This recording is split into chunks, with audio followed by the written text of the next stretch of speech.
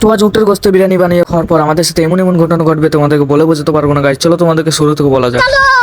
তো আজ রাত 3টার সময় পিকনিক করবো, তাই একটু গাড়ি টেনে বেরিয়ে গেলাম কিছু সামানপাতি আনার জন্য। সামানপাতি বলতে গেলে একটি গ্যাস সিলিন্ডার আর একটি চুলো, তাই এগুলো নেওয়ার জন্য একটি দোকানের মধ্যে চলে এলাম। তারপর একটি গ্যাস সিলিন্ডার আর একটি চুলো নিয়ে চলে গেলাম আমাদের একটি লোকেশনের মধ্যে, মানে যেখানে আমরা পিকনিকটা করবো। আর এদিকে দেখছি আমাদের উট চলে এসেছে, তো উটটাকে একটু কালো জাদু করে ন্যাংটো করে দিলাম। আর এদিকে দেখছি ছাগল ডিম ভেড়া ডিম সব ভাজাভাজি হচ্ছিল। তারপরে এগুলো দেখার পর দেখছি এখানে উট কাটিং মাস্টার চলে এসেছে, তাই উটটাকে একটু কাটিং করছিল। আর এদিকে দুই বন্ধু রান্না দেখছিল। না গাইস, এখানে রান্না দেখছিল না, এখানে ড্যান্স দেখছিল, বাবুচি ড্যান্স।